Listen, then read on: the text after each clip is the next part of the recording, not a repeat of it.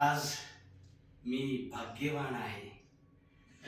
आज माझे मित्र सूर्यकांत वाघमारे लातूरहून मला भेटण्यासाठी आलेले आहेत आणि 30 वर्षापूर्वी दिलासा समाज विकास संस्थेला मदत करणारे, पहिला ग्रँट देणारे सूर्यकांत वाघमारे.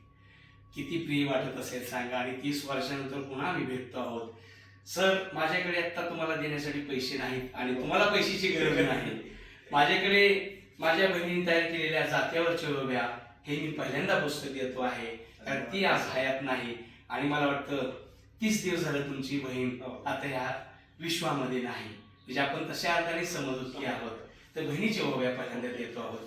माझा पहिला कविता संग्रह संवेदना हे आपणास समर्पित करतो आहे. त्यानंतर माझं आत्मकथा वाटसरू, याच्यामध्ये नावाचा आणि सगळ्याच गोष्टीचा अंतर्भाव ते देतो आहे.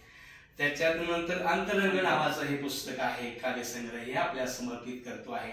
आणि गेल्या वर्षी आभाळ माय नावाचं कविता संग्रह प्रकाशित केला. ही आपली पुस्तकं मी आपणास प्रदान करतो आहे. मित्रांनो, सांगायला खूप आनंद वाटतो. कुणीतरी एक अशी शक्ती असते, ती शक्ती तुमच्या पाठीशी सदैव उभी राहते. तसे सूर्यकांत भाऊनी जेव्हा आम्ही दुसऱ्या संस्थेतून बाहेर पडलो, समाज विकास संस्था रजिस्ट्रेशन झालं नव्हतं, दिलासा संस्थेचं कागद एकत्र केले. मधुकरराव विजयाने तो कागद मला दिला. तो कागद जोडून आम्ही मावी म्हणी महिला आर्थिक विकास महामंडळाने आम्हाला आर्थिक सहाय्य केलं. आणि ते वैभव, त्यावेळची मदत आणि आत्ताचं वैभव, खऱ्या अर्थाने मी वैभव मानतो. कारण नागपूर ते मुंबईपर्यंत ज्याच्या वेळेला निसर्गाने संकट आणली, त्याच्यावरती मात करण्यासाठी आम्ही कुटुंबाने कार्यकर्त्यांनी ताकद लावली, त्याचा महामेरू म्हणजे सूर्यकांत भाऊ.